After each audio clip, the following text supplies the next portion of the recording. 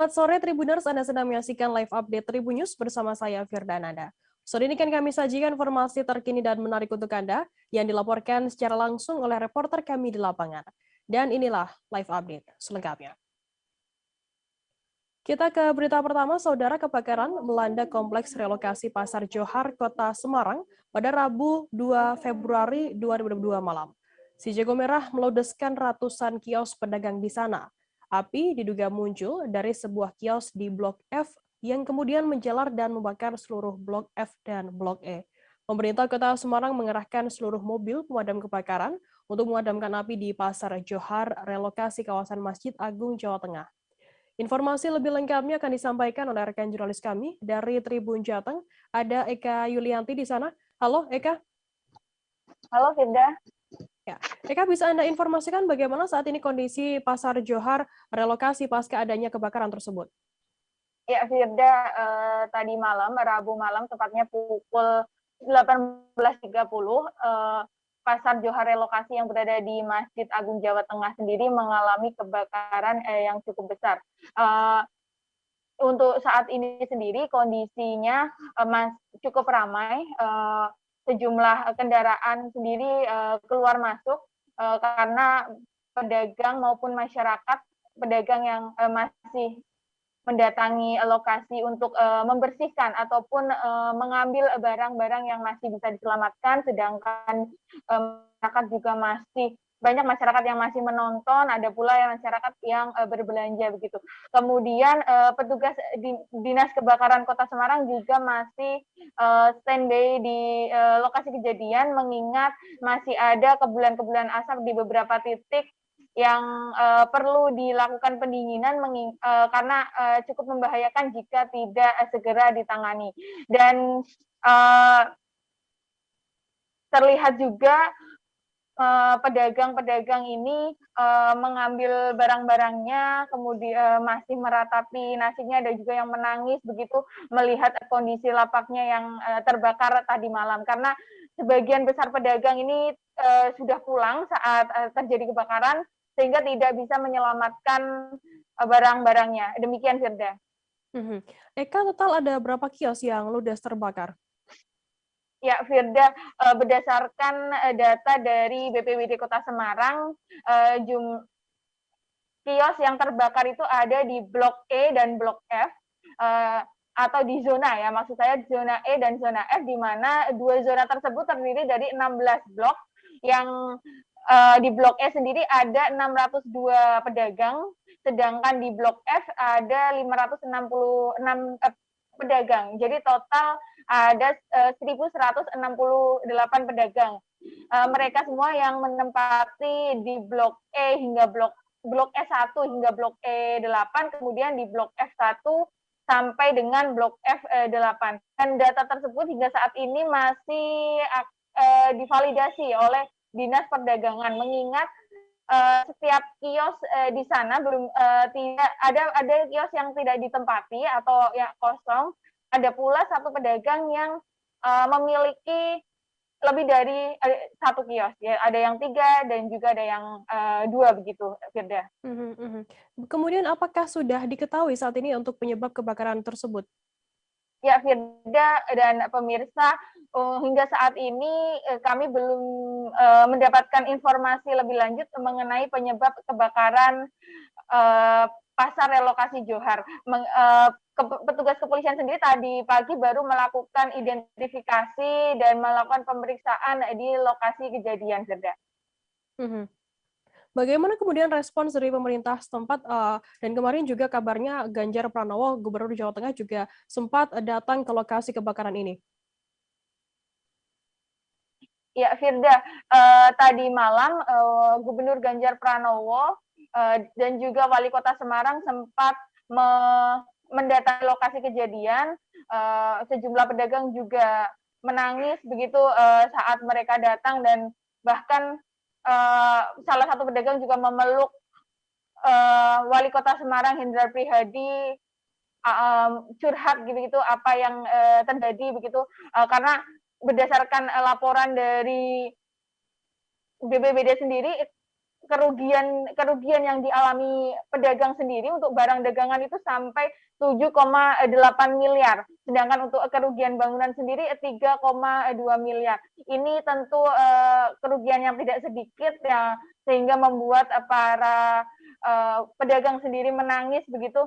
Dan pemerintah Kota Semarang sendiri tadi pagi sudah melakukan rapat koordinasi bersama dengan pihak-pihak terkait untuk melakukan penanganan pasca bencana, satu diantaranya dengan menyiapkan tempat relokasi baru bagi para pedagang yang menjadi korban kebakaran. Dan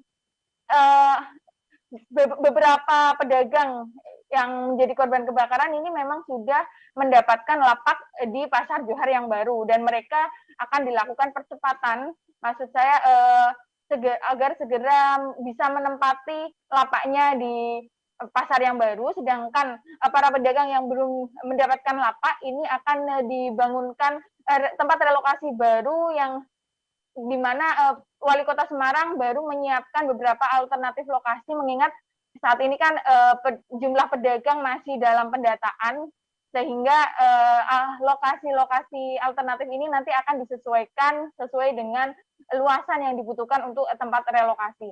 Dan selain menyiapkan tempat relokasi, pemerintah Kota Semarang juga sudah berkoordinasi dengan Bank Jateng Cabang Semarang untuk memberikan kemudahan kredit permodalan untuk agar para pedagang ini bisa kembali merintis usahanya dengan bantuan permodalan dari Bank Jateng. Demikian, Firda.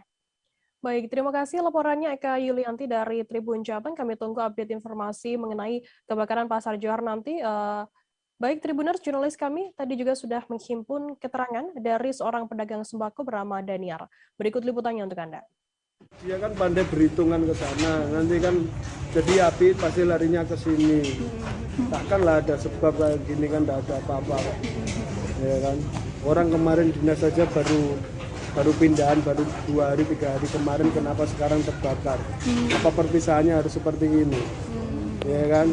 Berarti, apa mau diulang kayak kemarin lagi?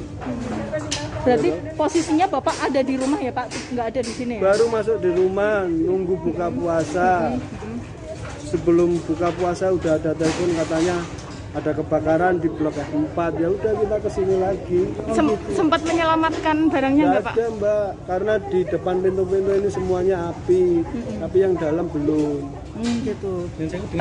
Tapi kiosnya Daniar.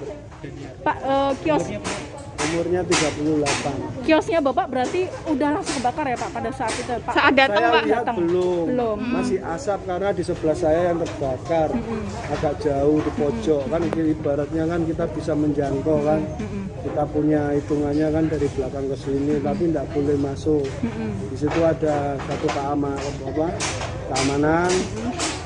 sama kepalanya, sama damkar satu orang yang tidak ada partnernya untuk kerja, cuma dia mempersiapkan hospamnya saja sendiri. Malah kita bantuin jadi relawan, dia malah menolak, katanya saya mengganggu kerja dia. Nggak boleh. Maksudnya apa kan, kita ini kan namanya manusia kan, harusnya kan bantu kan, apalagi itu barang kita kan. Padam jam berapa Pak? Padamnya kurang lebih itu jam 2 pagi ya. Bapak nunggu di sini. Fix-nya mungkin subuh. Karena kita subuh di sini, masih aku jam 4 masih di sini. Bapak di sini sampai jam berapa semalam? Jam 6 sampai subuh. Sampai subuh di sini. Jam 4 kurang seperempat. Gitu. Viral di media sosial, video menampilkan Direktur Utama Perumda Pasar Niaga Kertaraharja, Kabupaten Tangerang, Saifun Nurmazah, tengah memamerkan uang pecahan Rp100.000 di atas piring. Dalam rekaman video berdurasi 14 detik tersebut, Saifun Nur yang berbaju batik berwarna hijau terlihat memegang sendok dan garpu. Kemudian ia memindahkan uang gepokan dalam pecahan Rp100.000 yang berserakan di atas meja ke dalam piring. Informasi lebih lengkapnya akan disampaikan oleh rekan jurnalis kami dari Tribun Jakarta, ada Ega Alfreda di sana. Halo, Ega. Ya, sore Firda. Ya.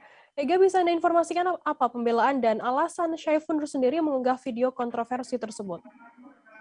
Baik, dapat diinformasikan bahwa Saifun Nur sendiri dulunya sempat menjabat sebagai Dirut atau Direktur Utama PD Pasar Kabupaten Tangerang.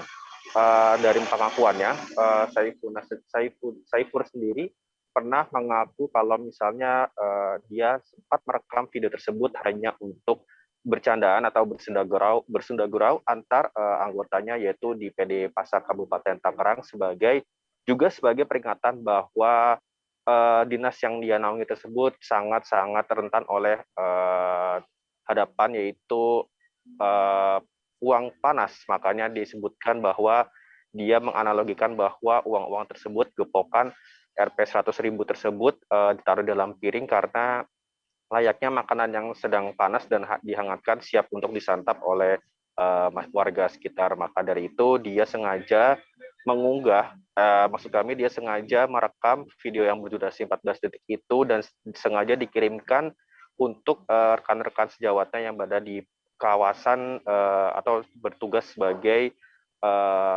ASN yang bergerak di PD Pasar Kabupaten Tangerang. Namun entah kenapa video tersebut tiba-tiba viral dan diunggah melalui akun TikTok yang memang namanya masih berupa digit dan juga angka-angka yang belum ada namanya tersebut, dan ketika video tersebut viral di media sosial dan langsung diunggah oleh beberapa akun media sosial di Kabupaten Tangerang dan menuai banyak sekali kontroversi karena dianggap tidak prihatin dan sangat tidak manusiawi di tengah pandemi COVID-19 ini, di mana pejabat Kabupaten Tangerang justru memamerkan kekayaannya. Begitu, Firda.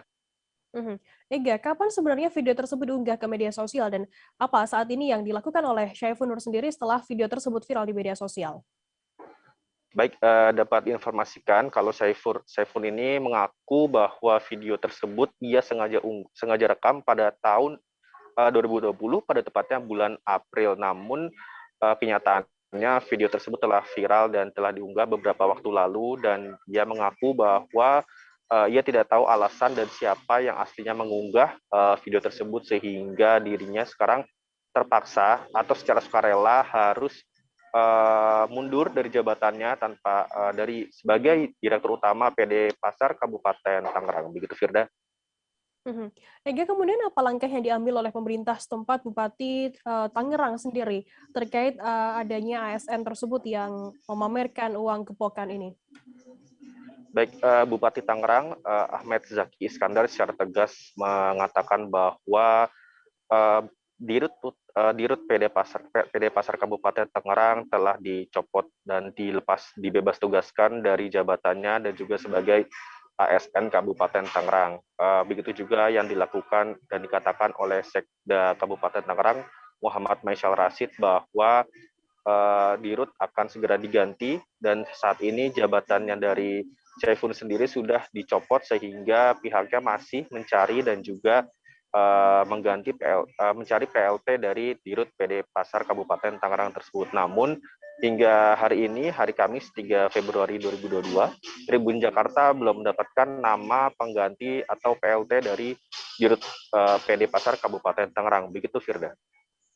Ega, untuk sementara untuk Syaiful Nur sendiri, apakah sudah ada informasi yang dipindahkan ke jabatan kemana? Dari informasi yang Tribun Jakarta.com dapatkan, Syaiful Nur sendiri tidak dimutasi ke dinas lain, melainkan memang pemerintah Kabupaten Tangerang juga Inspektorat Kabupaten Tangerang secara tegas membebas tugaskan Syaiful Nur sendiri dari jabatannya, dan sehingga sampai detik ini tidak ada kaitan apapun antara Syaiful Nur dan juga pemerintah Kabupaten Tangerang karena dirinya sudah dicopot dari ASN, dan Syaiful Nur sendiri telah melayangkan surat bahwa dirinya memang sudah mengundurkan diri dari jabatannya secara sukarela dari arahan dari Inspektorat dan juga dari Bupati Tangerang Ahmed Zaki Iskandar. Begitu, di Firda.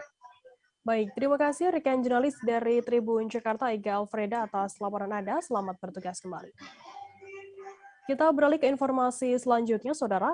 Seorang gadis di Kendari, Provinsi Sulawesi Tenggara berinisial DNP, 17 tahun, menikam sepasang pengunjung kedai.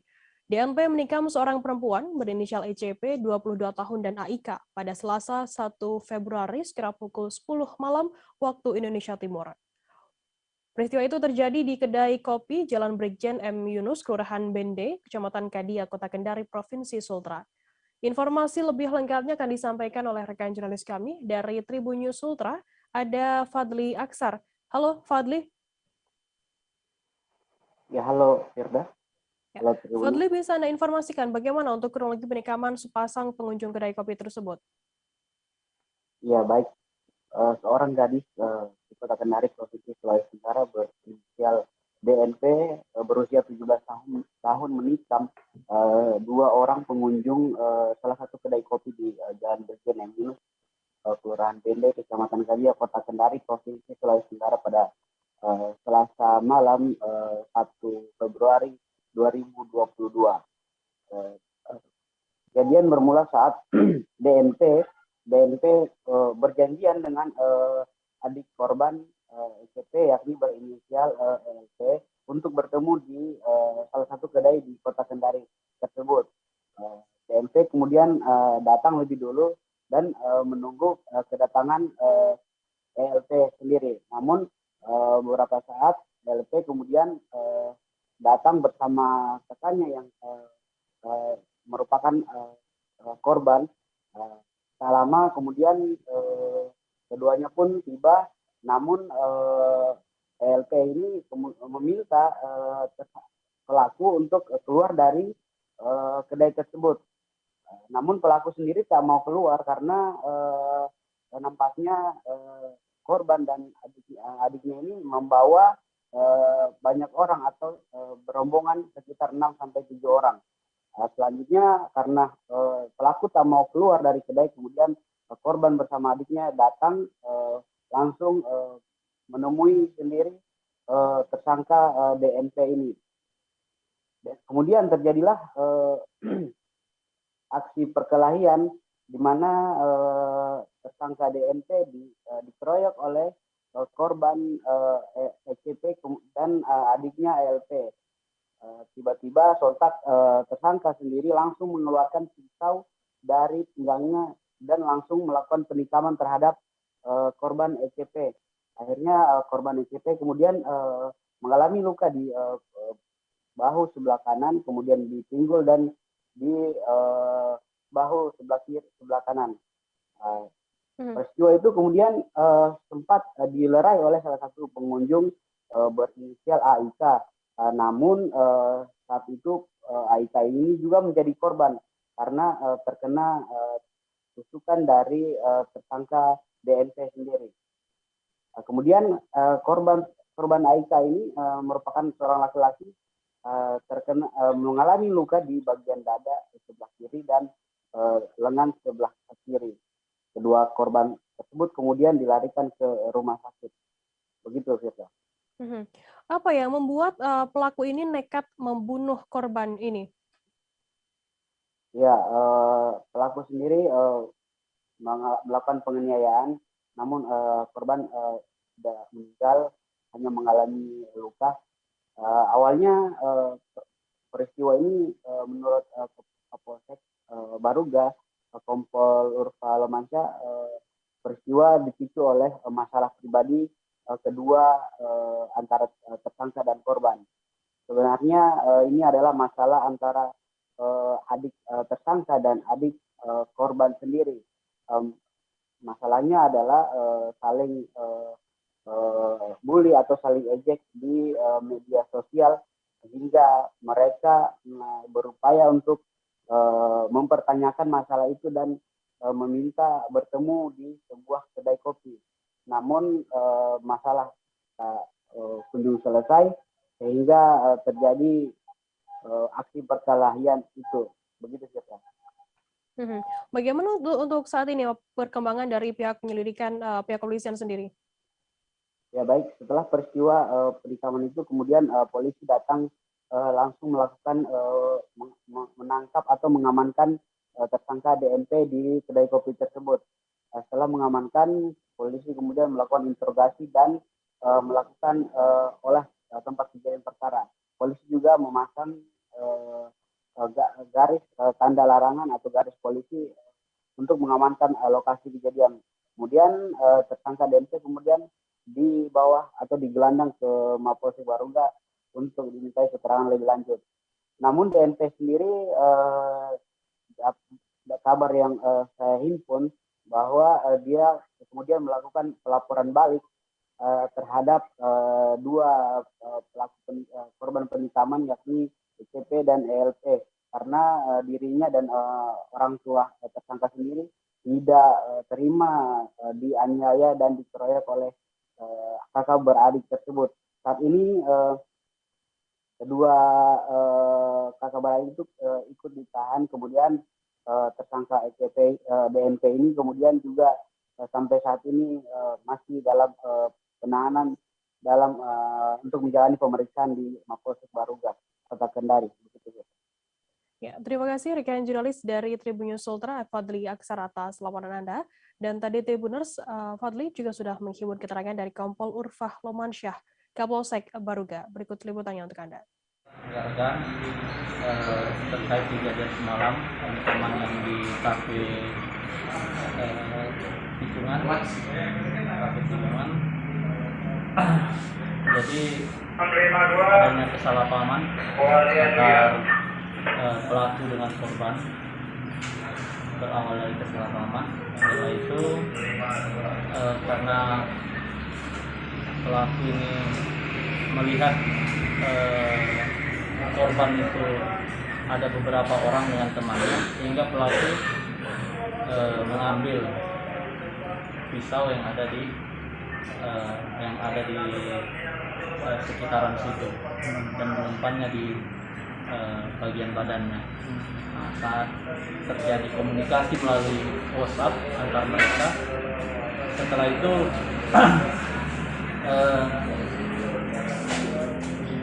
pelaku didatangi oleh para korban berdua. Saat itu pelaku dipukul karena pelaku merasa terancam, makanya pelaku mengeluarkan pisau sehingga mengenai salah satu korban. Nah, di sana juga ada seorang korban juga yang berada di TKP mencoba melerai sehingga dia terkena juga pisau korban. Ini korbannya ada berapa, Bang? Korbannya ada 2. Oh, 2. Nah, untuk penikaman korbannya ada 2. Untuk pelakunya sendiri, Bang? Perempuan, laki-laki? Perempuan. Motifnya kemudian apa sebenarnya? Gimana? Motif penikaman. Motifnya miskomunikasi saja, mungkin ada permasalahan pribadi antar mereka. Di TKP itu komandan mereka janjian mau ketemu atau kebetulan bertemu saja di sana? Sudah janjian mau bertemu terkait permasalahan yang perselisihan antar mereka. Ya, untuk Edarkan sabu di ibu kota Kepulauan Riau, pengawal pribadi atau Walpri Gubernur Kepri, Ansar Ahmad, ditangkap. Tersangka berinisial ARG, 32 tahun, merupakan anggota aktif dari Polri. Oknum Polri ARG ditangkap bersama 2 tersangka lainnya, yakni 1 security dan 1 lagi merupakan warga sipil. Keseluruhan barang bukti yang diamankan dari 3 tersangka seberat 6,7 kg sabu. Informasi lebih lengkapnya akan disampaikan oleh rekan jurnalis kami dari Tribun Batam.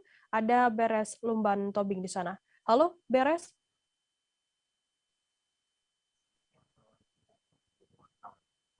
Ya, halo rekan Firda. Ya. Beres, bisa Anda informasikan apa tugas oknum polisi yang ditangkap oleh Satres Narkoba ini? Baik, selamat siang Tribuner, selamat siang rekan Firda. Saya informasikan kembali terjadi berita menghebohkan di Provinsi Kepulauan Riau begitu, bahwa salah satu oknum pengawal pribadi Walpri Gubernur Kepulauan Riau Ansar Ahmad ditangkap diduga kuat menjadi pengedar narkotika jenis sabu di Provinsi Kepulauan Riau, tepatnya di Pulau Bintan, begitu. Nah, tersangka ini merupakan anggota aktif Polri, begitu, yang bertugas di Satuan Brigade Mobil ataupun Satbrimob Polda Kepri. Seperti itu rekan kita. Bagaimana awal mula terungkapnya dari kasus tersebut? Baik. Jadi tersangka ini ditangkap oleh Satuan Reserse Narkoba Polres Tanjung Pinang pada saat jam ataupun dinas luar saat pengawalan gubernur. Nah, jadi kejadian ini bermula saat ada salah satu rekan dari tersangka begitu berinisial N mengajak anggota Polri ini untuk mengambil barang bukti di suatu tempat. Nah, kemudian mereka berangkat membawa barang bukti ini ke tempat lainnya begitu, ataupun tepatnya di Tanjung Uban. Jadi ada 3 tersangka ataupun tiga orang yang terlibat, 1 security, 1 warga sipil, dan 1 yang merupakan oknum Polri begitu. Dan berdasarkan informasi berdasarkan pemeriksaan sementara begitu, kemana ketiga tersangka ini mengedarkan barang bukti ini, dan apakah ketiganya juga positif narkoba? Baik, rekan Firda. Sejauh ini dari hasil pemeriksaan bahwa kasus ini sudah diambil alih oleh Direktorat Reserse Narkoba Polda Kepri. Semula memang ditangani Satuan Reserse Narkoba Polres Tanjung Pinang dan Polres Bintan. Nah, melihat ini menjadi hal urgent begitu, Kapolda langsung memerintahkan untuk proses hukum diambil Polda Kepri. Nah, jadi hasil pemeriksaan 3 tersangka ini tidak menggunakan ataupun tidak mengkonsumsi narkoba. Nah, mereka hanya sebagai pengedar begitu, yang diduga kuat akan mengedarkan barang ini sejumlah kawasan wisata yang ada di Lagoy, Bintan, dan Tanjung Pinang. Nah, polisi sampai saat ini masih melakukan penyelidikan terhadap asal muasal begitu barang bukti dan akan kemana barang ini diedarkan seperti itu. Kita masih menunggu informasi lebih lanjut dari hasil rangkaian pemeriksaan oleh tim penyidik Direktorat Narkoba Polda Kepri. Seperti itu, rekan Firda. Baik, terima kasih rekan jurnalis dari Tribun Batam, Beres Lumbang Tobin, atas laporan Anda. Selamat bertugas kembali.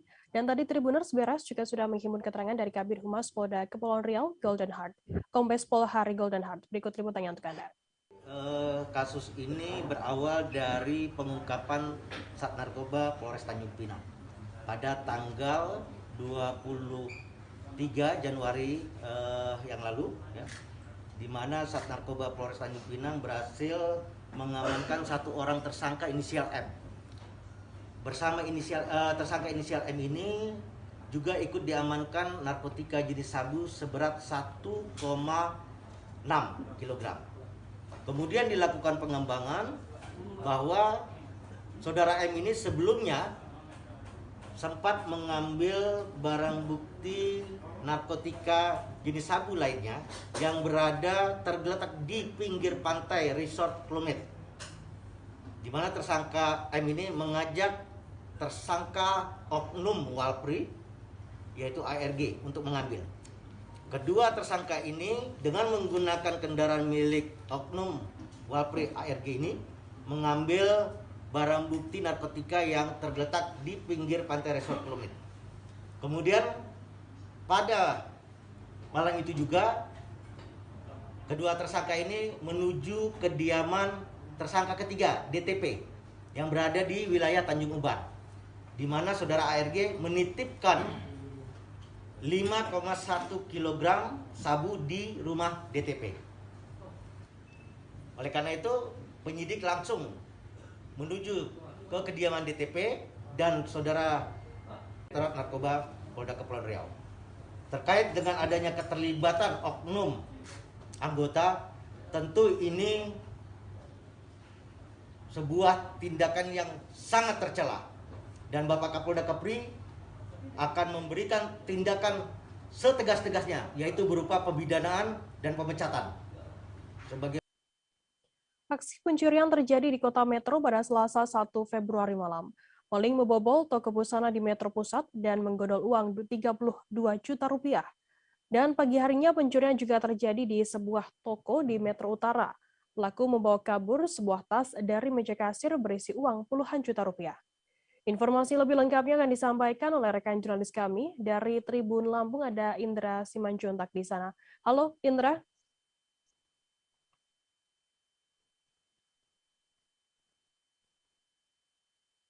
Halo rekan Indra. Ya, sore Firda.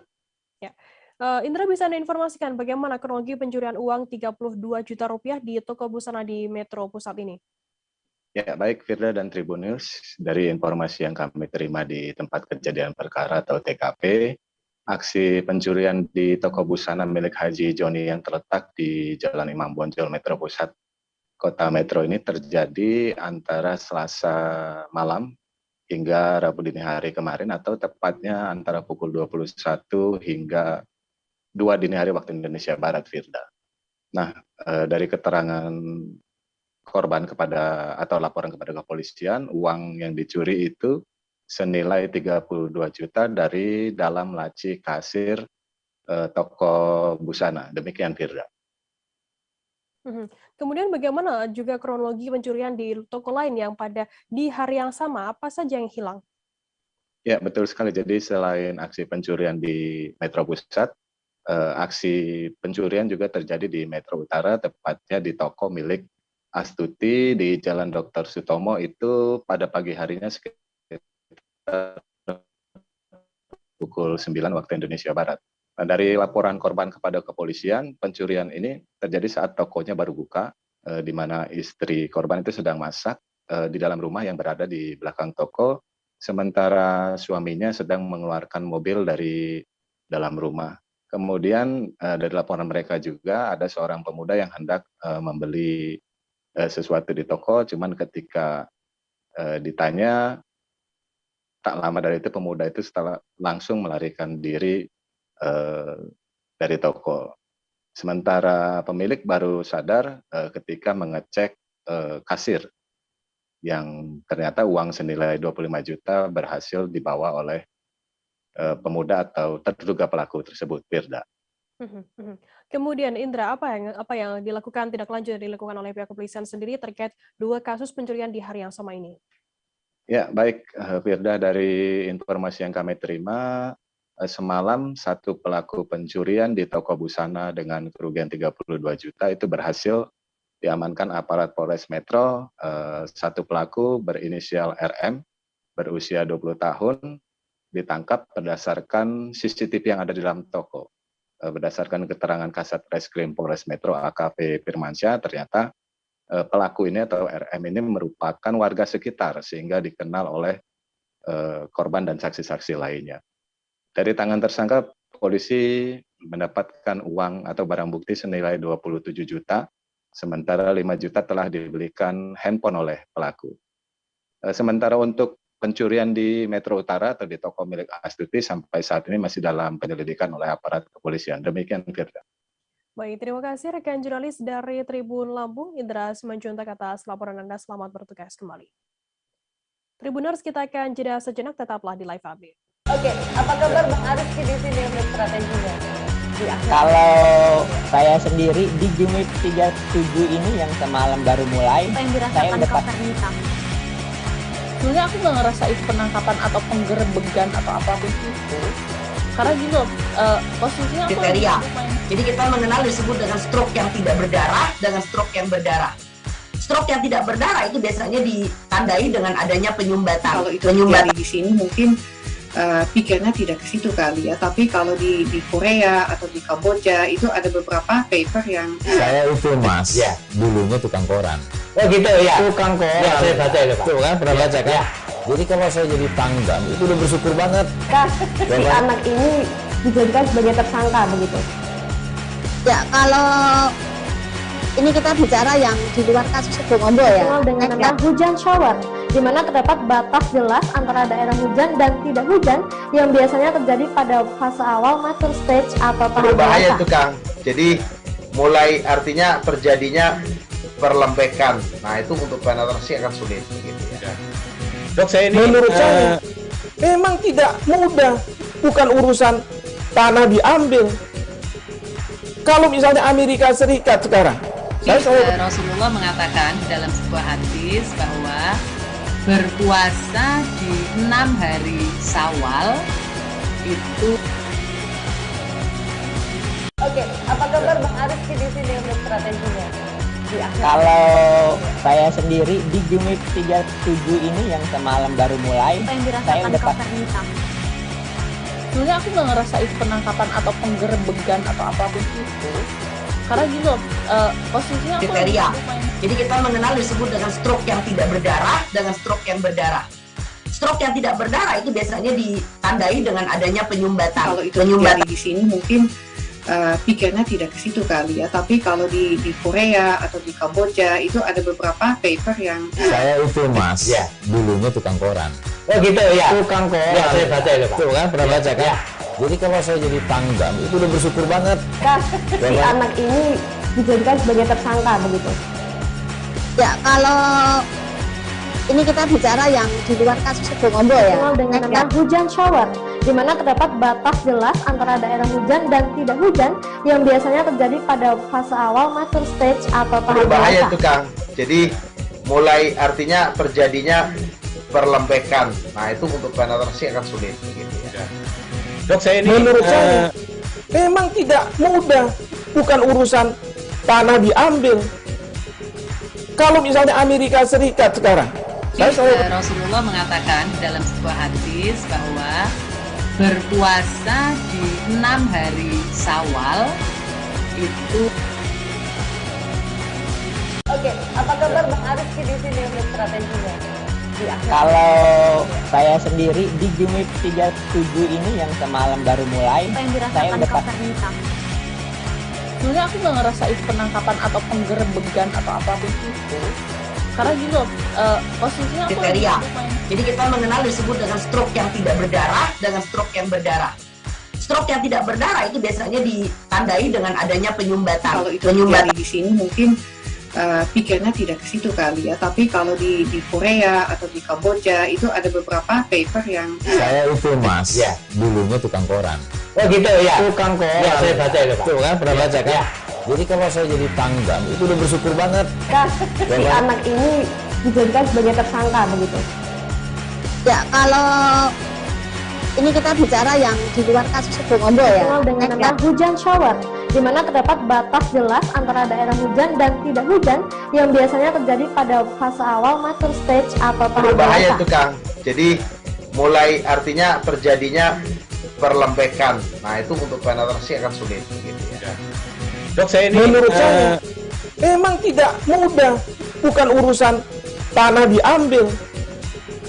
Kalau misalnya Amerika Serikat sekarang, Rasulullah mengatakan dalam sebuah hadis bahwa berpuasa di 6 hari Syawal itu. Terima kasih Anda masih bersama kami di live update. Kita beralih ke informasi selanjutnya, Saudara.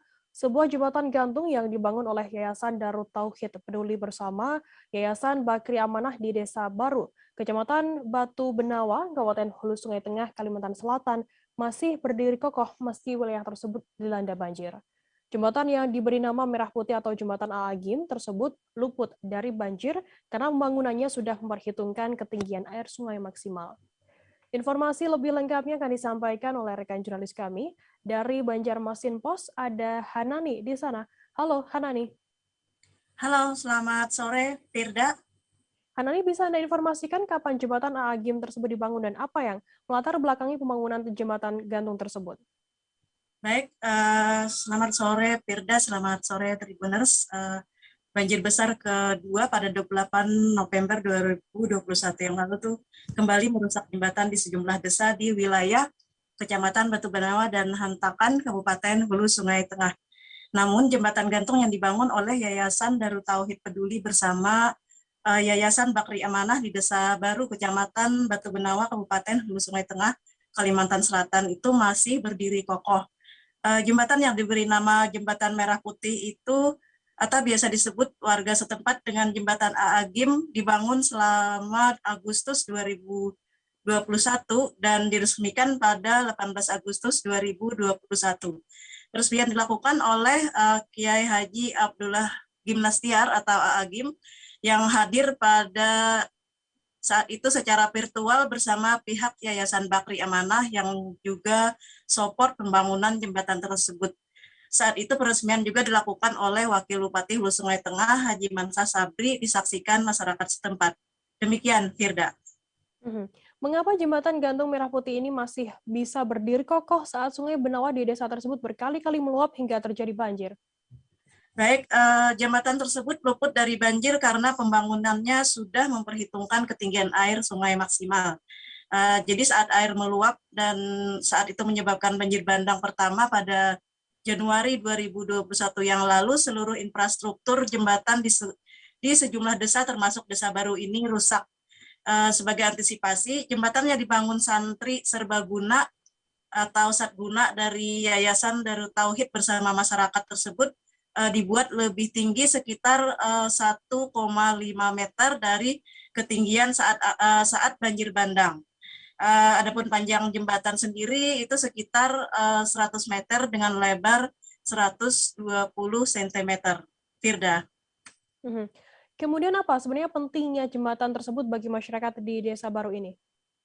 Baik, jembatan Gantung Merah Putih menghubungkan Desa Baru, Kecamatan Batu Benawa dengan Desa Batu Tunggal, Kecamatan Hantakan, di mana warga desa tersebut memiliki kebun karet dan tiap hari itu menyadap karet melewati jembatan Merah Putih tadi, termasuk lokasi lahan bercocok tanam mereka yang menurut Kepala Seksi Kesra atau Kesejahteraan Rakyat Desa Baru, Toto Martoni, yang saya wawancarai beberapa waktu lalu, berlokasi di Desa Batu Tunggal. Jadi keberadaan jembatan yang dibangun Agim dan Bakri Amanah tersebut sangat bermanfaat bagi masyarakat yang menggantungkan sumber kehidupan mata pencarian mereka dari menyadap karet, berkebun cabai, dan bercocok tanam padi. Demikian, Firda. Baik, terima kasih rekan jurnalis dari Banjarmasin Post, Hanani, atas laporan Anda.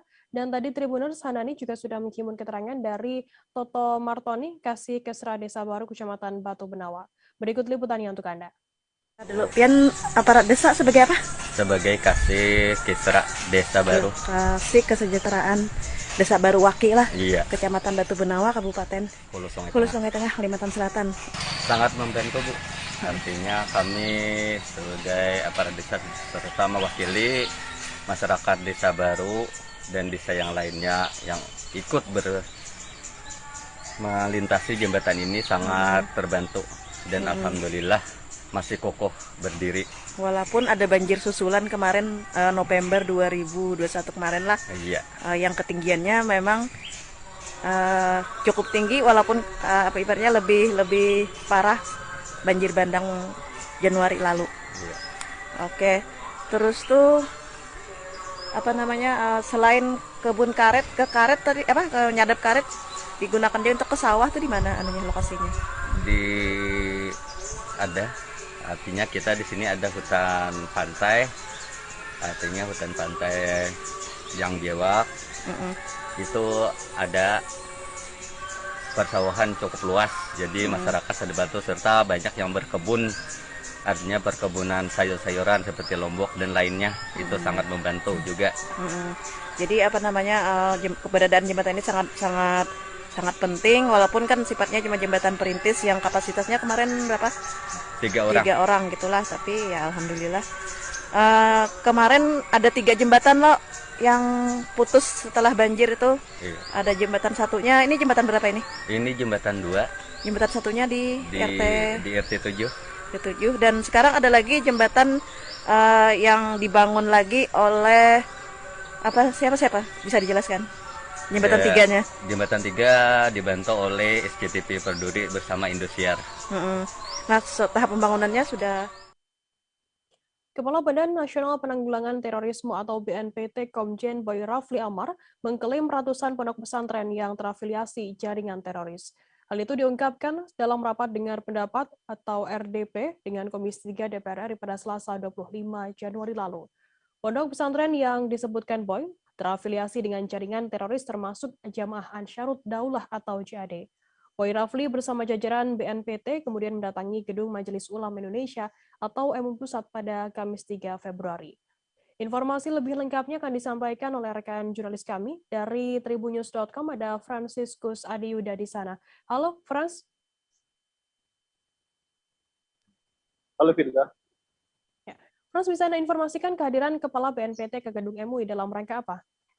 Ya, Firda, baik Tribuners, Kepala Badan Nasional Penanggulangan Teroris, Komjen Pol Boy Rafli Amar, mendatangi Gedung Majelis Ulama Indonesia pada Kamis 3 Februari 2022. Kedatangan Boy ini disambut oleh perwakilan dari MUI. Menurut informasi, kehadiran Boy bersama jajaran BNPT ini guna memberikan informasi dan edukasi yang jelas kepada masyarakat tentang data pesantren yang saat ini ramai diperbincangkan. Bagaimana suasana pertemuan antara BNPT dengan MUI ini?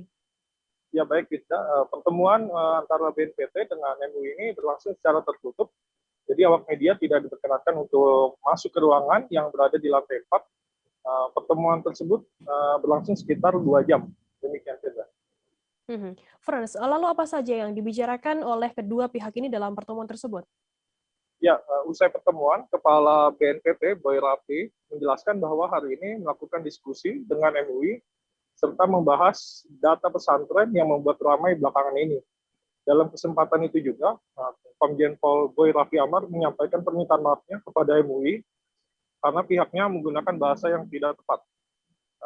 Di mana dia menyebutkan bahwa kata pondok pesantren terafiliasi dengan teroris. Gue juga menjelaskan kepada MUI bahwa yang dimaksud itu merupakan individu, bukan pondok pesantren. Demikian, Firda. Baik, terima kasih rekan jurnalis dari tribunnews.com Franciscus Adiuda atas laporan Anda. Dan tadi Tribuners Frans juga sudah menghimpun keterangan dari Kepala BNPT Komjen Pol Boy Rafli Amar. Berikut liputannya untuk Anda. Hari ini memang kami berinisiasi untuk bisa berjumpa dengan Majelis Ulama Indonesia dan telah berlangsung diskusi di antara kita. Dari beberapa diskusi itu, saya selaku Kepala BNPT menyampaikan juga permohonan maaf karena memang penyebutan nama pondok pesantren ini diyakini memang melukai ya, perasaan dari pengelola pondok umat Islam yang tentunya bukan maksud daripada BNPT. Jadi muncul nama pondok pesantren ini tentu tidak bermaksud menggeneralisir. Demikian juga berkaitan dengan terafiliasi. Terafiliasi di sini dimaksudkan memang terkoneksi, terhubung. Jadi kami mengklarifikasi, meluruskan bahwa yang terkoneksi di sini adalah berkaitan dengan individu. Jadi bukan lembaga pondok pesantren secara keseluruhan yang disebutkan itu, tetapi adalah ada individu-individu yang terhubung. Mesin Anjungan Dukcapil Mandiri atau ADM secara resmi telah hadir di Kota Jayapura guna membantu warga dalam kepengurusan layanan Dukcapil. Pemerintah Kota Jayapura melaksanakan kerjasama bersama pihak Sagamol guna mengoperasionalkan mesin ADM pada Selasa 2 Februari. Diketahui penandatanganan kerjasama tersebut merupakan kesepakatan kedua belah pihak guna memberikan pelayanan maksimal kepada masyarakat Kota Jayapura. Informasi lebih lengkapnya akan disampaikan oleh rekan jurnalis kami dari Tribun Papua. Ada Hendrik Rewapatara di sana. Halo Hendrik. Halo, selamat malam rekan Firda dan juga Tribuners. Hendrik, bisa dijelaskan apa saja fungsi dari Anjungan Dukcapil Mandiri atau mesin ADM ini? Oke, rekan Firda, terima kasih. Dapat saya informasikan bahwa fungsi dari ADM ini sendiri merupakan untuk mesin sebagai alat pembuat atau alat lainnya untuk mengurus untuk mengurus persyaratan Dukcapil seperti akte kelahiran, KTP, dan juga surat-surat lainnya. Dan pada saat pandemik dibuat mesin ini agar bisa mendukung pelayanan dalam kependudukan di pemerintah Kota Jayapura. Begitu rekan Firda. Hendrik, apakah ada tahapan dalam proses kepengurusan menggunakan mesin ADM ini? Ya rekan Firda, untuk tahapannya tentu ada ya, di mana kemarin saya sempat wawancara dengan Kadus Capil Kota Jayapura. Ia menjelaskan bahwa tahapannya nanti warga Kota Jayapura akan ke kantor Dukcapil untuk membawa PIN, dan setelah mendapat PIN mereka akan diarahkan untuk diproses oleh para pegawai Dukcapil. Setelah itu mereka diarahkan ke mesin ADM ini untuk mengurus serta langsung mengprint akte kelahiran dan juga lain sebagainya. Begitu rekan Firda. Hendrik, apakah warga Kota Jayapura sendiri sudah mengetahui bagaimana cara kerja dari mesin ADM ini? Iya rekan Firda, untuk mesin ini sendiri baru hadir di Kota Jayapura dan terlebih khusus baru pertama kali juga ada di Provinsi Papua dan Kota Jayapura yang menghadirkan pertama kali ya. Di mana dari wawancara bersama Kepala Dinas Dukcapil dan juga pemilik atau General Manager Saga, ia menyampaikan bahwa akan mensosialisasikan mesin tersebut atau mensosialisasikan penggunaannya kepada warga Kota Jayapura agar nantinya ke depan warga bisa langsung datang ke mesin tersebut untuk bisa melihat secara langsung dan juga bisa mengetahui secara langsung bagaimana tahapan-tahapan untuk membuat layanan Dukcapil. Dan tidak hanya itu, nantinya juga akan disosialisasikan melalui aplikasi yang disebut Pace Dukcapil. Begitu rekan Firda. Baik, terima kasih rekan jurnalis dari Tribun Papua Hendrik Rawapatar atas laporan Anda. Dan tadi Tribuners Hendrik juga sudah menghimpun keterangan dari Kepala Dinas Kependudukan dan Pencatatan Sipil Kota Jayapura, Raymond. Berikut liputannya untuk Anda. Bahwa Wali Kota telah meluncurkan atau meresmikan beroperasinya mesin anjungan Dukcapil Mandiri Kota Jayapura. Perlu diketahui bahwa tujuan mesin ini adalah mempermudah dan mendekatkan pelayanan pada masyarakat seperti yang disampaikan oleh Bapak Wali Kota. Jadi nanti warga bisa mengurus cukup melalui aplikasi online itu Pace Dukcapil, tidak perlu datang ke Dukcapil. Setelah itu masyarakat akan menerima PIN atau QR code. Itu yang dibawa ke sini langsung ke mesin ADM untuk dipakai untuk masuk dan memilih menu sesuai dengan dokumen yang diurusnya dan melakukan pencetakan di sini. Setelah itu langsung dibawa pulang. Seperti itu saja dan langsung selesai. Sehingga menolong masyarakat tidak perlu jauh-jauh ke Dukcapil untuk mengambil. Cukup datang ke Saga Mall sambil berbelanja di Saga Mall lalu mengurus dokumen kependudukan dan pulang dengan penuh sukacita. Itulah harapan kita bersama yang tadi disampaikan oleh Bapak Wali Kota Jayapura. Pak Kadis, mungkin untuk kedepannya ada sosialisasi supaya masyarakat bisa tahu gitu terkait aplikasi ini? Tentu setelah ini akan dipublikasikan secara luas dengan berbagai cara. Terutama kami sangat memohon dukungan teman-teman wartawan, pers untuk ikut membantu apa yang dilakukan ini untuk memberikan kemudahan bagi rakyat ini. Kita sama-sama saling membantu mempublikasikan. Baik pihak Saga Mall sendiri berjanji akan mempublikasikan, pemerintah kota pun demikian. Sebagai bagian dari kerjasama ini, maka setiap kita mensosialisasikan ADM pasti kita akan menyebut di Saga Mall Jayapura. Sehingga kedua belah pihak kerjasama dan sudah bersepakat untuk meningkatkan pelayanan. Nanti untuk pengambilan PIN-nya nanti ada berkas gitu atau dokumen yang dilengkapi untuk ambil PIN di kependudukan di kota kan? Ya tentu, ketika misalnya saya mau mengurus kartu keluarga, persyaratan-persyaratan yang ada di kartu keluarga itu saya upload ke dalam aplikasi Pace Dukcapil itu.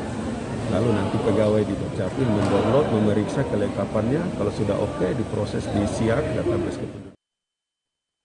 Satu unit angkot bernomor polisi L1140UD hangus terbakar di Jalan Raya Jagir, Wonokromo, Surabaya pada Rabu 2 Februari siang. Sopir angkot bernama Samsul Bukhori mengalami luka bakar ringan pada kedua pergelangan tangannya. Telapak dan jemari kedua tangan Samsul sempat dijilat oleh kobaran api yang melumat bagian mesin angkot berjenis Suzuki Carry tersebut.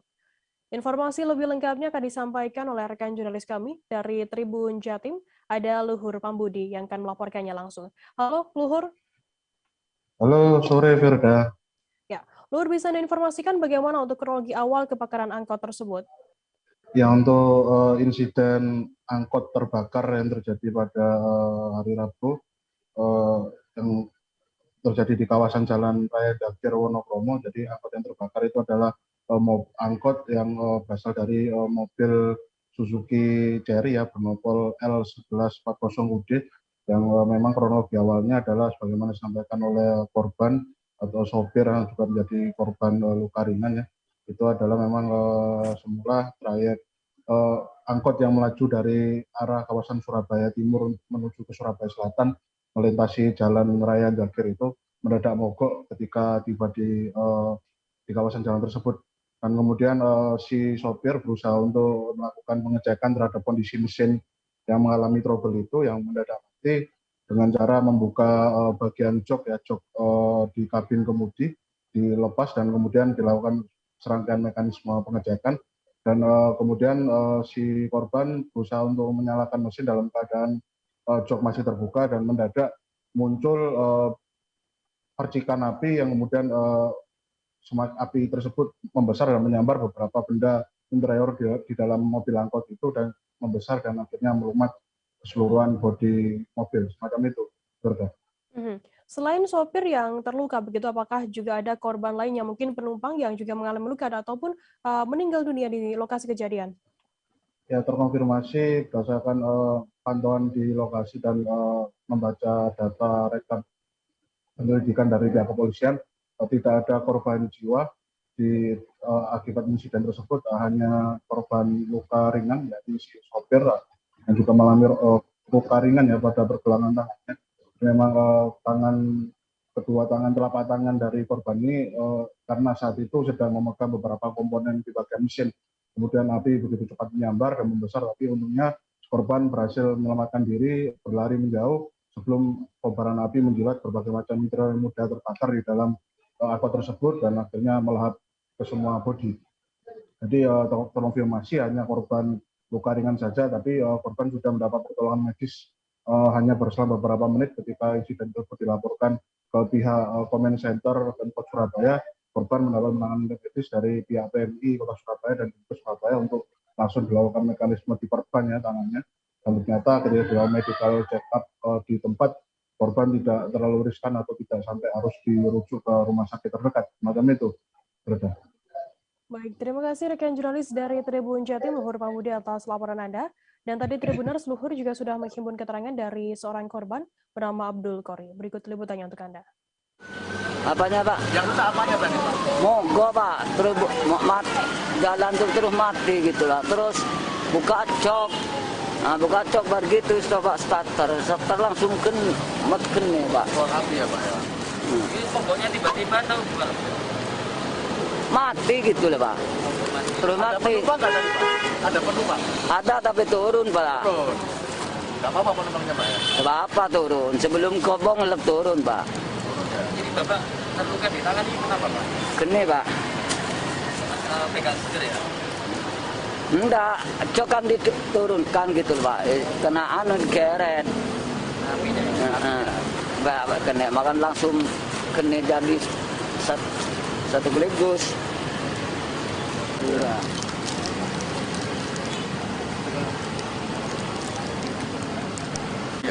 Ya, kiri.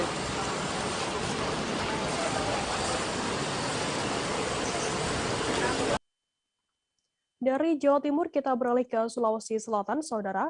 Seorang balita terkena anak panah saat diajak tantenya membeli minyak pada Selasa 1 Februari sore. Lokasinya di salah satu toko yang tidak jauh dari rumahnya, yakni di Jalan Galangan Kapal, Kecamatan Talo, Makassar, Sulawesi Selatan. Terduga pelaku diperkirakan berjumlah 5 hingga 6 orang. Informasi lebih lengkapnya akan disampaikan oleh rekan jurnalis kami dari Tribun Timur. Ada Muslimin Emba di sana. Halo Emba. Ya, halo Firda. Emba bisa Anda informasikan seperti apa kronologi awal kejadian tersebut? Benar dapat bahwa seorang bayi berumur 14 bulan di Kota Makassar, tepatnya di Jalan Galangan Kapal, itu terkena anak panah ataupun busur di pipi kanannya setelah diajak tantenya berbelanja atau mengantri minyak goreng di salah satu minimarket. Saat itu kejadian berlangsung sore hari. Sang tante yang sementara antri tidak sadar, ponakan gendong ini atas nama Habib Nur Magomeda, yang kemudian baru mengetahui setelah sang ponakan ini menangis kesakitan begitu. Firda. Mbak, bagaimana kondisi terkini dari bayi tersebut yang terkena anak panah ini? Ya, Firda, untuk kondisi terakhir saat saya jumpai Rabu kemarin itu sang anak atau si Habib ini sudah tampak bermain dengan teman sebayanya dan sudah tidak terlihat merasa sakit lagi. Namun perlu diketahui luka jahitan akibat anak panah ini nanti selain operasi ringan begitu. Mbak, apakah saat ini sudah dari pihak sudah. Ya, Mbak, apakah saat ini para pelaku sudah diamankan oleh pihak kepolisian? Halo, rekan Mbak? Ya, kurang 24 jam. Iya, Firda. Ya, silakan dilanjutkan, Mbak. Ya, kurang dari 24 jam kemarin, tepatnya subuh dini hari itu sekitar sekitar 6 orang yang terduga pelaku diamankan satu dan sudah di kawasan galangan kapal tersebut. Pelaku ini gitu, Firda. Oke, baik. Terima kasih rekan jurnalis dari Tribun Timur, Muslimin Emba atas laporan Anda. Selamat bertugas kembali. Tribuners, selesai jeda kami akan kembali dengan informasi menarik lainnya. Tetaplah di Live Update. Oke, apa kabar Bang Ariski di sini untuk strateginya? Kalau saya sendiri di Jumip 37 ini yang semalam baru mulai, saya udah sebenarnya aku nggak ngerasain penangkapan atau penggerebegan atau apapun itu. Karena gini loh, posisinya aku kriteria. Jadi kita mengenal disebut dengan stroke yang tidak berdarah dengan stroke yang berdarah. Stroke yang tidak berdarah itu biasanya ditandai dengan adanya penyumbatan. Kalau itu terjadi di sini mungkin pikirnya tidak ke situ kali ya. Tapi kalau di Korea atau di Kamboja itu ada beberapa paper yang saya itu Mas, ya, dulunya tukang koran. Oh gitu ya. Tukang koran. Ya, saya baca itu Pak. Tuh kan pernah baca kan? Ya. Jadi kalau saya jadi pangdam itu udah bersyukur banget. Si anak ini dijadikan sebagai tersangka begitu. Ya, kalau ini kita bicara yang di luar kasus Bongombo ya. Dengan nama hujan shower, di mana terdapat batas jelas antara daerah hujan dan tidak hujan yang biasanya terjadi pada fase awal mature stage atau tahap berbahaya dewasa. itu Kang. Jadi mulai artinya terjadinya perlempekan. Nah itu untuk penetrasi akan sulit gitu ya. Dok, saya ini menurut saya memang tidak mudah, bukan urusan tanah diambil.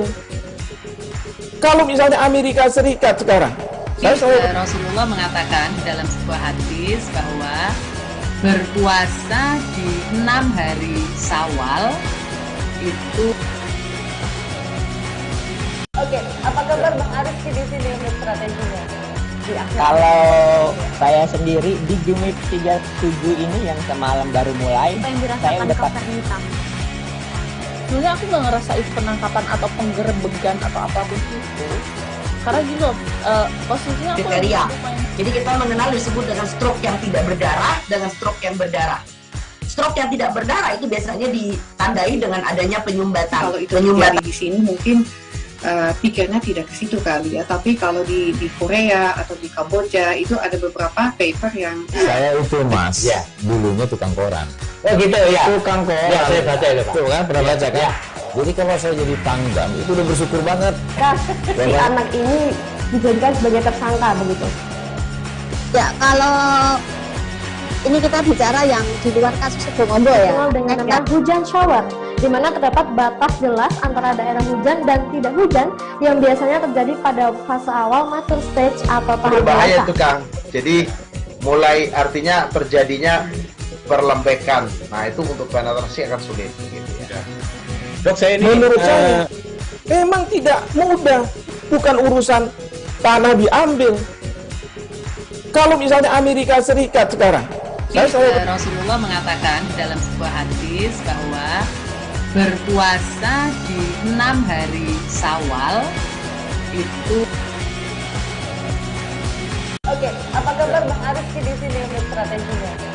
Kalau saya sendiri di Jumip 37 ini yang semalam baru mulai, saya udah sebenarnya aku nggak ngerasain penangkapan atau penggerebegan atau apapun itu. Karena gini loh, posisinya aku kriteria.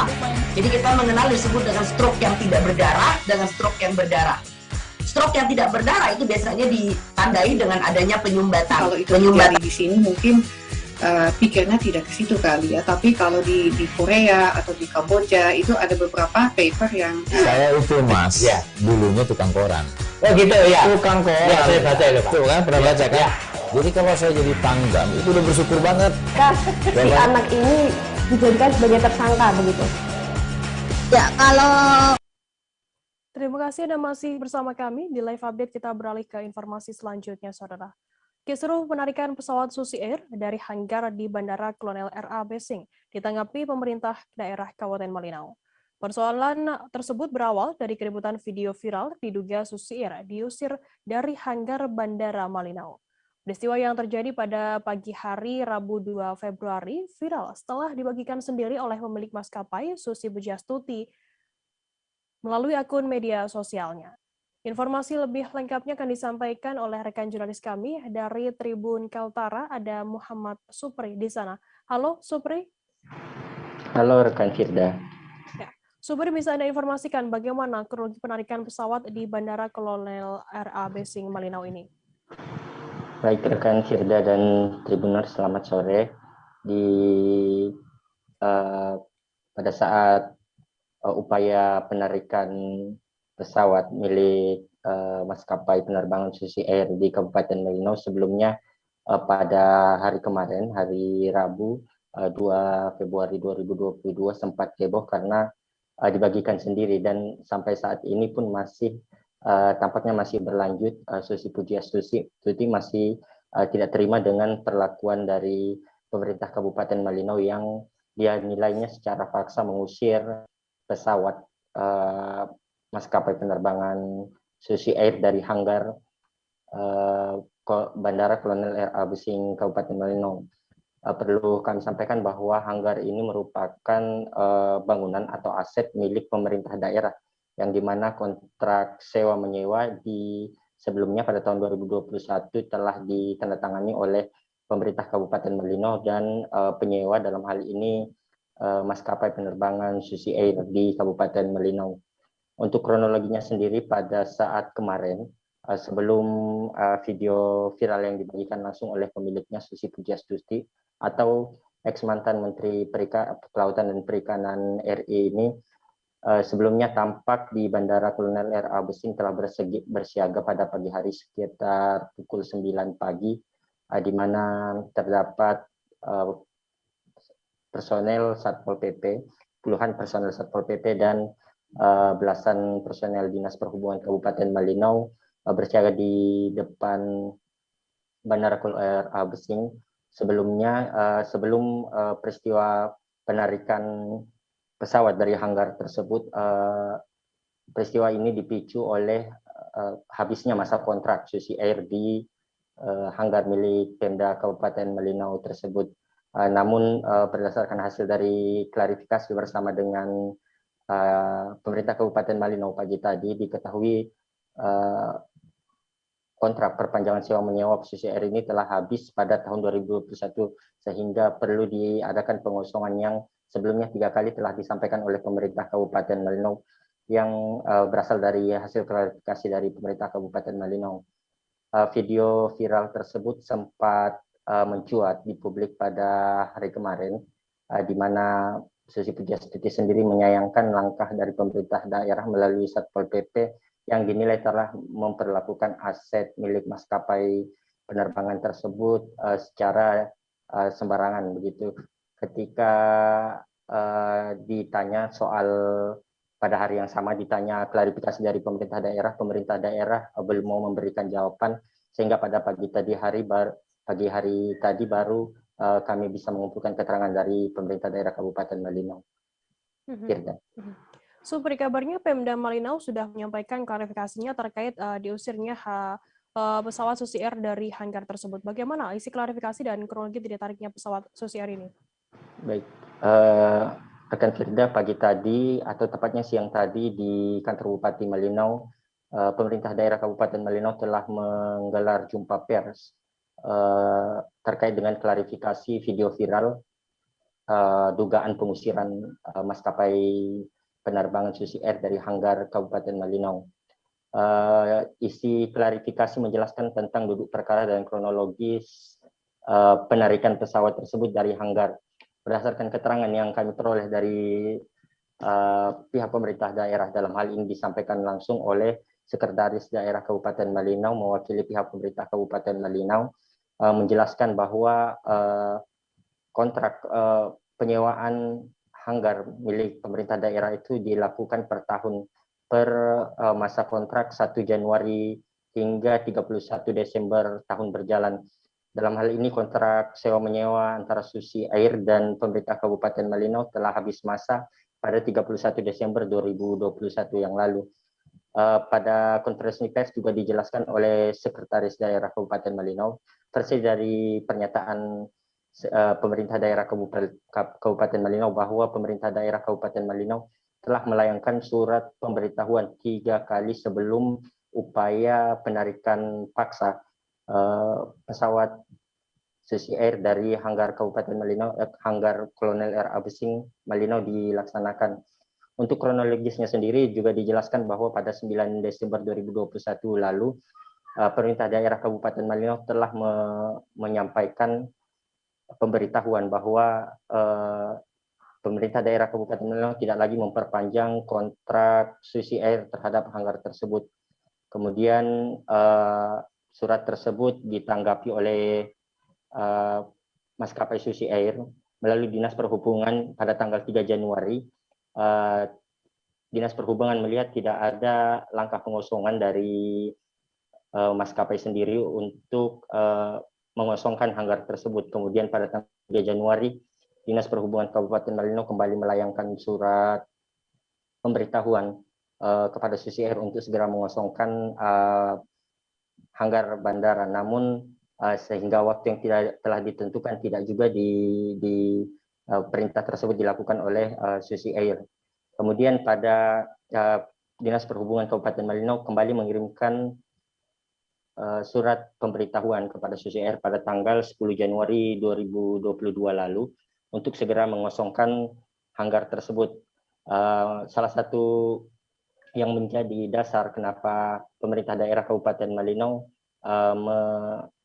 melayangkan surat tersebut karena Susi Air tidak lagi akan ditetapkan sebagai penyewa di hanggar tersebut karena ada maskapai baru yang dinilai lebih kapabel untuk mengisi hanggar yang telah membayar biaya retribusi kepada pemerintah daerah Kabupaten Malinau. Kemudian berselang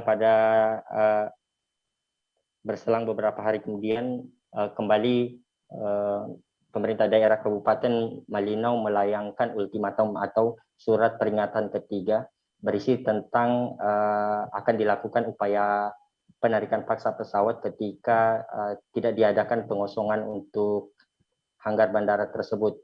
Dan juga tidak ada kegiatan pengosongan dari penyewa, dalam hal ini pihak Susi Air, maka pada tanggal 2 hari Rabu tanggal 2 kemarin diadakanlah pengosongan oleh Satuan Pemerintah Daerah Kabupaten Malinau melalui Satuan Polisi Pamong Praja. Firda. Baik, terima kasih rekan jurnalis dari Tribun Kaltara Muhammad Supri atas laporan Anda. Dan tadi Tribuners Supri juga sudah menghimpun keterangan dari Ernest Silvanus, Sekretaris Daerah Kabupaten Malinau. Berikut liputannya untuk Anda. Pemerintah daerah. Berdasarkan surat yang telah masuk pada pemerintah daerah beberapa waktu tahun 2021 permohonan terhadap hanggar pesawat. Jadi selain Susi, ada pihak maskapai lainnya juga mengajukan kepada pihak pemerintah daerah untuk bisa menggunakan hanggar pesawat pemerintah daerah. Dan salah satunya Susi mengajukan itu per tanggal 15 November 2021 untuk perpanjangan kontrak sewa. Dan perlu kami jelaskan bahwa kontrak sewa hanggar pesawat ini tahunan.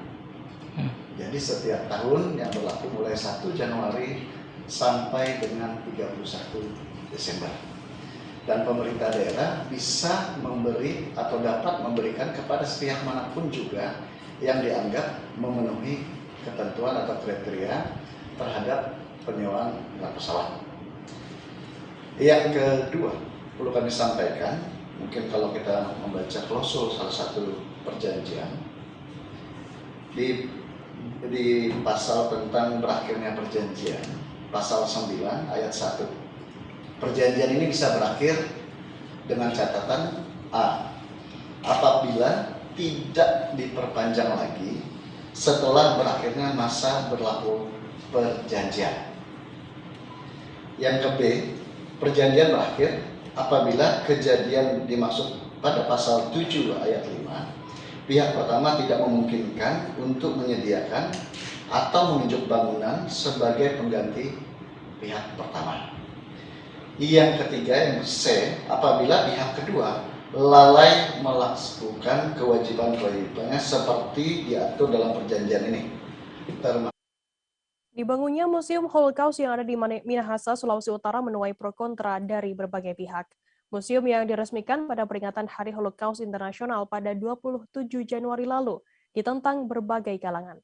Satu di antaranya yakni Majelis Ulama Indonesia. Informasi lebih lengkapnya akan disampaikan oleh rekan jurnalis kami dari Tribun Manado, ada Mayer Lumanto di sana. Halo Mayer. Iya, halo rekan Firda. Ya. Mayer, bisa Anda informasikan seperti apa suasana Museum Holocaust di Minahasa saat ini pasca ditentangnya oleh berbagai pihak? Iya, baik rekan Firda. Jadi pembangunan museum ini memang sempat menjadi polemik ya. Namun Museum Holocaust ini memang merupakan satu-satunya museum di Asia Tenggara dan kedua di Asia. Dan tujuannya dibangun museum ini sebenarnya adalah untuk mengedukasi masyarakat Indonesia terkait dengan toleransi, semangat toleransi. Nah, jadi suasana terkini di museum ini memang saat ini tampak sepi pengunjung ya. Bangunan museum dan tempat ibadah sinagogi ini juga memang dibangun seperti bangunan Yahudi dengan konsep seni modern. Nah, situasi di sana memang jika dilihat ada 3 bangunan yang dibangun, yakni tempat ibadah sinagoge Yahudi, kemudian di sebelahnya ada bangunan kecil dan di sebelahnya lagi terdapat Museum Holocaust, yakni di sebelah kiri ya.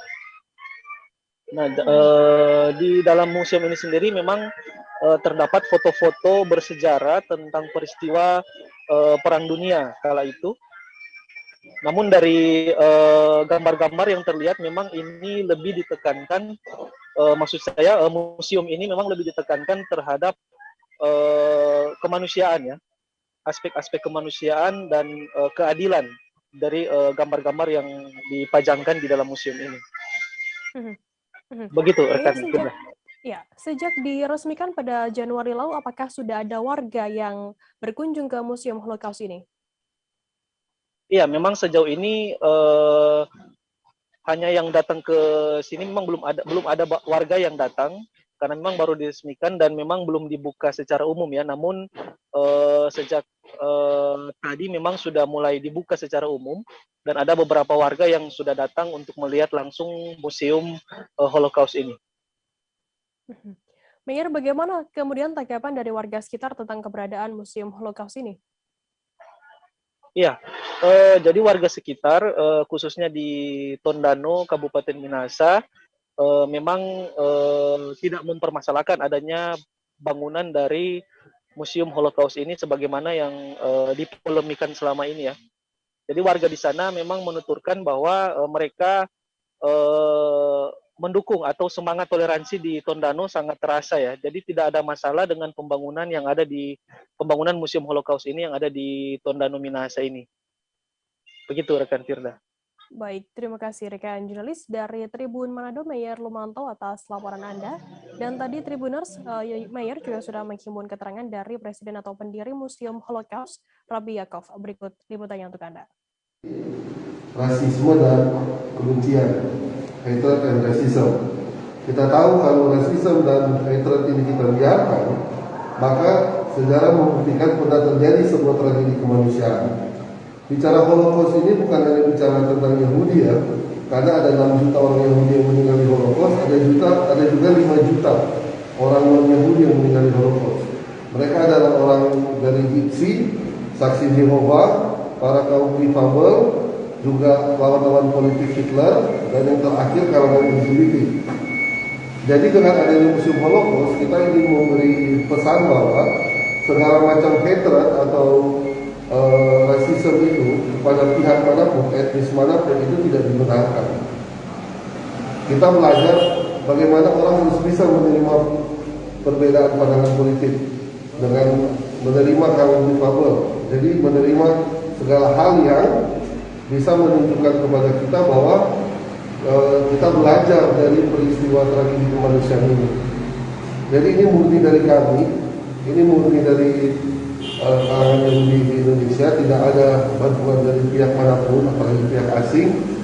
Jadi ini sekaligus untuk mengklarifikasi. tentang pertanyaan-pertanyaan yang muncul di luar. Terima kasih.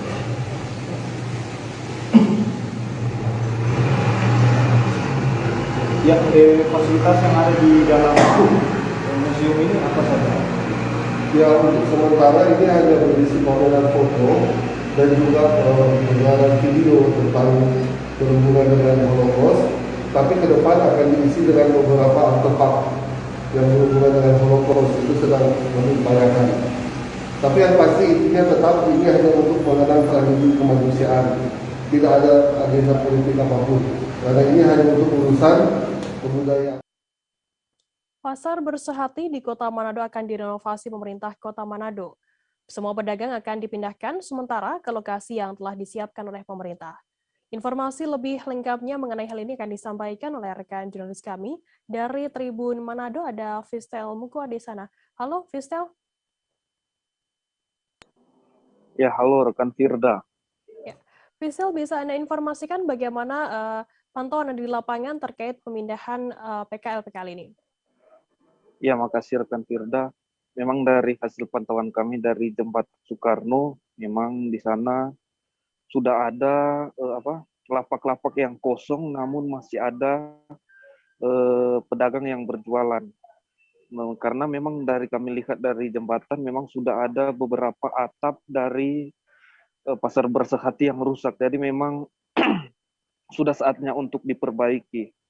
Dan di sana juga terlihat tukang-tukang yang sementara membersihkan dari lapak-lapak yang sudah dikeluar, maksud kami dari lapak-lapak yang pedagangnya sudah keluar, tukang-tukang sementara membersihkan, karena memang sesuai perintah dan aturan dari PD Pasar, semua pedagang harus dipindahkan untuk sementara pembangunan atau sementara renovasi pasar ini.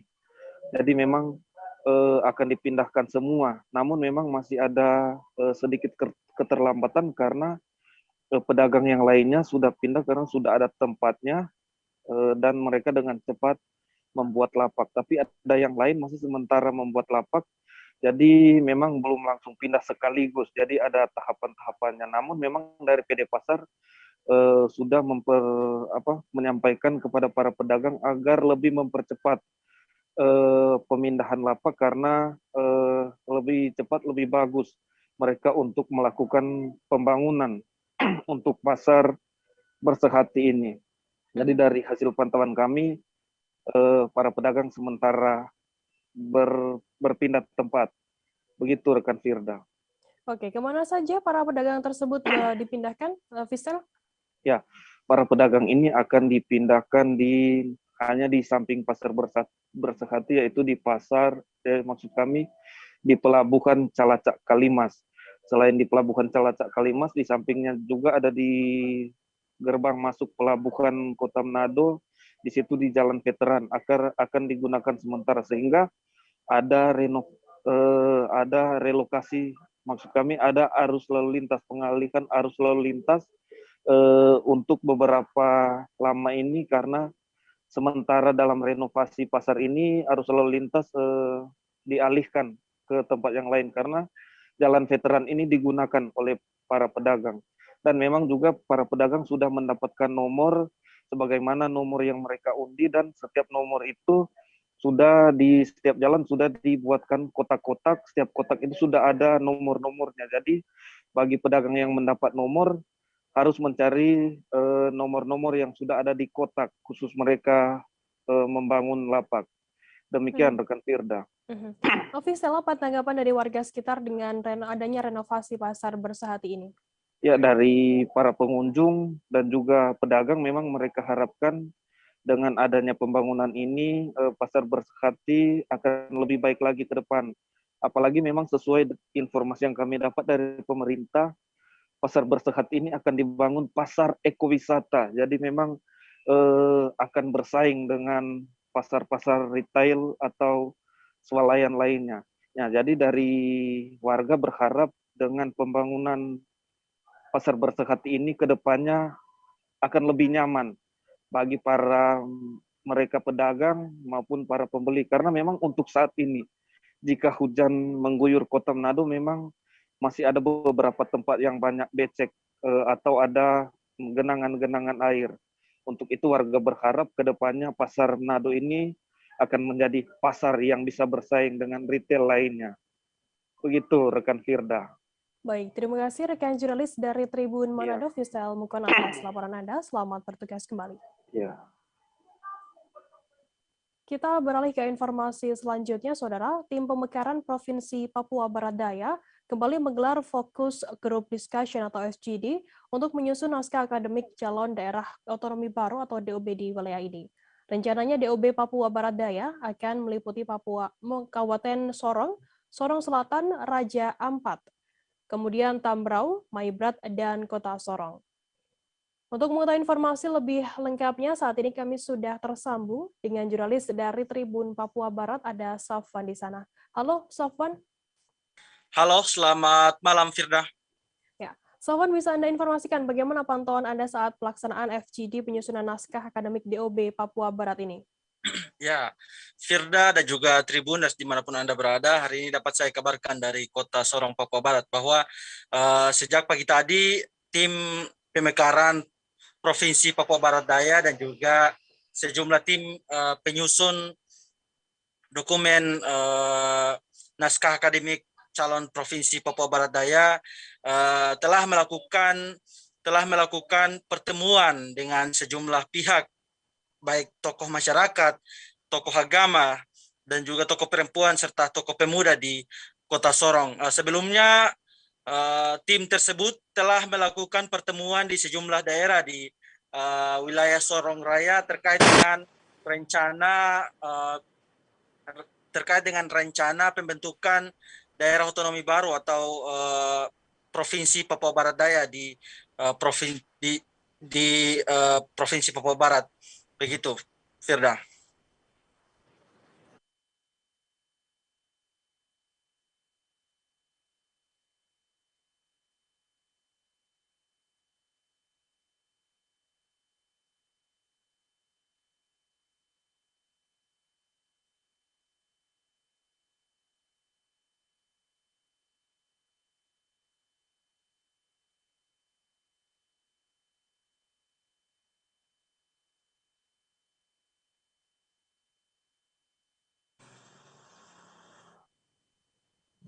Oke, Safwan. Rencananya daerah mana saja yang akan masuk ke dalam DOB Papua Barat Daya ini? Ya, berdasarkan informasi yang kami peroleh dari hasil pertemuan tersebut, rencananya ada sejumlah daerah yang akan masuk dalam DOB Provinsi Papua Barat Daya, yakni Kabupaten Sorong, Kabupaten Sorong Selatan, Tambrau, Raja Ampat, Maibrat, dan juga Kota Sorong yang rencananya akan masuk di rencana DOB Provinsi Papua Barat Daya nantinya, begitu. Sudah berapa persentase kesiapan dari tim pemekaran dalam menyiapkan persyaratan untuk menjadi DOB ini? Iya, tadi sempat saya mewawancarai Ketua Tim Pemekaran Daerah Otonomi Baru Provinsi Papua Barat Daya, yakni Lambert Jitmau. Beliau menyampaikan bahwa sampai saat ini tim pemekaran Provinsi Papua Barat Daya telah merangkumkan sejumlah persyaratan sekitar kurang lebih 99%, sehingga beliau optimis agar Provinsi Papua Barat Daya ini bisa masuk dalam salah satu di antara provinsi yang ada di tanah Papua yang akan dimekarkan menjadi provinsi daerah otonomi baru, begitu, Firda. Baik, terima kasih rekan jurnalis dari Tribun Papua Barat, Safwan, atas laporan Anda. Dan tadi Tribuners, Safwan juga sudah menghimpun keterangan dari Ketua Tim Pemekaran Papua Barat Daya, Lambert Jitmau, dan juga Gabriel Lele, Ketua Tim Gugus Papua UGM. Berikut liputannya untuk Anda. Perjuangan bukan hari ini, tapi perjuangan sudah 9 tahun yang lalu. Kalau Papua Barat Daya belum terbentuk, kita berjuang terus. Bukan saya, tapi generasi muda tetap akan lanjutkan terus. Tapi saya sangat yakin dan optimis bahwa provinsi ini harus hadir. Semua persyaratan kita penuhi. Tapi tidak terlepas dari itu semua harus melakukan pertemuan daya. Papua Barat Daya harus hadir. Semua kita siapkan. Tidak ada yang kurang. Kalau ada kurang-kurang sedikit, tapi nanti kita akan melengkapi kurang itu menjadi sempurna. Itu aja. Mas, membangun Papua tidak cukup. Membangun Papua paling sedikit 6 sampai 7 supaya yang kehadiran provinsi itu bisa mampu menjaga pelayanan di tanah Papua. Memperpendek kendali pelayanan pemerintahan dan lain-lain yang diharapkan adalah masyarakat itu bisa terurus dengan baik. Tapi kalau dengan kondisi 2 provinsi yang ada, kita tetap kayak bonsai seperti yang ini. Bapak, waktu ini sampai bulan Mei, ini kira-kira kata sarung bagaimana? Jadi ini kita berdoa supaya berjalan supaya kalau di bulan Mei itu Papua Daya bisa diperkatakan. Tapi kalau sekiranya tidak, berarti kita tunggu 2 bulan mendatang lagi. Karena ini ada kaitan dengan revisi undang-undang otsus gitu. Itu yang orang tidak paham. Ya, kan provinsi ini hari ini siapa yang membutuhkan? Untuk masyarakat, kesejahteraan masyarakat. Kita mengharapkan provinsi saja tidak. Apa maksudnya provinsi Papua Barat tidak. Kita selama ini dengan provinsi Papua Barat yang ada setengah matinya bukan main, ngemis. Padahal yang kita menang di Sorong Daya. Akan merumuskan sampai pada namanya usulan rancangan undang-undang. Yang menyusun rancangan undang-undang adalah pemerintah, tapi tim kajian punya ruang untuk mengajukan ya usulan rancangan undang-undang yang poin-poinnya itu persis kami harapkan bisa menampung semua aspirasi tadi. Dan setelah itu bulan April Maret tergantung masa sidangnya DPR itu akan dilakukan pembahasan dan sebagaimana tadi disampaikan oleh Pak Wali Kota, secara politik pemerintah pusat menargetkan bulan Mei itu sudah disahkan. Bapak, ada pertanyaan dari tim yang lain bahwa apakah provinsi ini hadir atau Undang-Undang 32 nih? Oke. Provinsi untuk undang-undang provinsi itu ada ruang pertemuan. Satu memang titik tolaknya dari undang-undang otsus, ya. Tetapi juga ada aspek-aspek yang sifatnya simetris namanya, itu mengacu pada undang-undang 32. Tapi warna terbesarnya adalah undang-undang otsus. Karena yang terkait dengan kajian apa yang menjadi titik kajian ya, kelayakan ini? Kota ini seperti apa nanti? Oke, untuk sekali lagi saya katakan untuk provinsi itu menggunakan pendekatan kebutuhan. Tapi untuk ibu kota menggunakan pendekatan kelayakan. Aspek topografinya, aspek kebencanaan, aspek lingkungan semua diperhitungkan. Tetapi juga harus kita lihat aspek sosiologis antropologisnya. Ya, sejauh mana misalnya ibu kota itu didukung atau diterima oleh semua komponen di Sorong Raya. Ya, tentu saja penentuan ibu kota ada aspek yang sifatnya manajerial, jangan sampai kemudian meletakkan di titik yang keliru sehingga membuat daerah-daerah paling tidak terutama ya Tambrau dan Sorong Selatan itu kesulitan. Kita berharap ada di titik tengah. Nah, titik tengahnya itu ada di mana? Itu ada kajian tersendiri. Belum bisa kita tentukan. Bahwa dari hasil dokumen dan lain-lain syarat-syarat itu kota untuk Papua Barat Daya sendiri. Sejak diberlakukannya vaksinasi bagi anak usia 6 hingga 11 tahun di Kabupaten Aceh Tengah pada 6 Januari hingga 1 Februari 2022, saat ini sudah ada sebanyak 1.500 anak yang disuntik vaksin COVID-19. Kapolres Aceh Tengah, AKBP Nur Rahman Nur Hakim mengatakan, Polres Aceh Tengah bekerjasama dengan pemerintah daerah melalui Dinas Kesehatan dan Dinas Pendidikan terus memaju angka vaksinasi untuk anak usia 6 hingga 11 tahun di kabupaten setempat.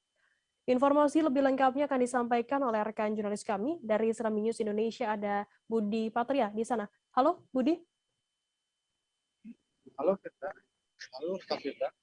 Budi, bisa Anda informasikan berapa target vaksinasi untuk anak usia 6 hingga 11 tahun di Aceh Tengah ini? Ya, Firda, data dari Dinas Kesehatan Kabupaten Aceh Tengah, target vaksinasi untuk anak usia 6 sampai 11 tahun di Kabupaten Aceh Tengah sebanyak 24.000 lebih. Agar tercapai target ini, pemerintah daerah bersama TNI Polri terus gencar melakukan sosialisasi ke sekolah-sekolah, desa dan juga kepada wali murid.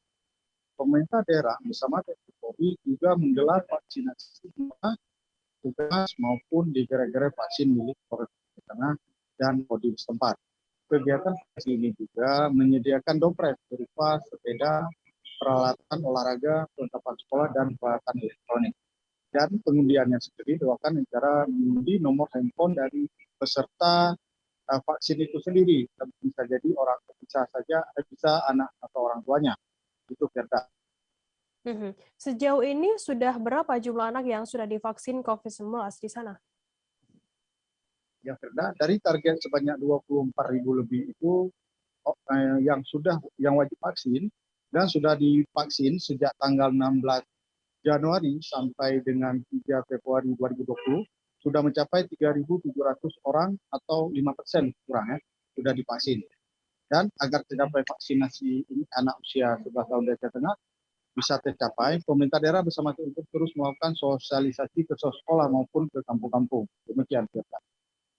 Baik, terima kasih rekan jurnalis dari Serambi News Indonesia, Budi Patria, atas laporan Anda. Dan tadi Tribuners, Budi juga sudah menghimpun keterangan dari Kapolres Aceh Tengah, AKBP Nur Rahman Nur Hakim. Berikut liputannya untuk Anda. Bisa diceritakan terkait target vaksinasi untuk anak usia 6 dan 11 tahun di Kabupaten Aceh Tengah ini, Pak? Jadi untuk vaksinasi anak usia 6 sampai dengan 11 tahun yang di launching di Aceh Tengah mulai tanggal 16 Januari tahun 2022. Adapun target yang sesuai dengan data yang ada di Dinas Kesehatan adalah 24.600-an. Artinya yang sudah divaksin ini berapa anak, Pak? Sampai saat ini ada sampai tanggal hari ini 3 Februari ada 3.704 anak yang sudah divaksin khusus dosis anak 6 sampai 11 tahun. Pak. Artinya gerai vaksin kita di mana aja, Pak, nih untuk pelaksanaan vaksin untuk anak ini? Jadi ada gerai dari Polres di Gedung Pendari 1 gerai, untuk gerai Kodim di lapangan depan Kodim, dan sisanya 17 gerai ada di puskesmas-puskesmas untuk anak. Oke. Artinya kita juga untuk menarik minat anak-anak untuk ikut vaksin ini, Pak, ada dopres yang kita sediakan. Apa aja itu, Pak, dopres yang kita sediakan? Jadi untuk program vaksin anak kita selain sosialisasi dari puskesmas ke orang tua murid di sekolah-sekolah untuk menyampaikan vaksinasi anak sehingga kesadaran meningkat, juga ada dopres yang diselenggarakan yaitu berupa 6 sepeda anak dan juga alat-alat olahraga seperti raket badminton, bola sepak maupun bola basket.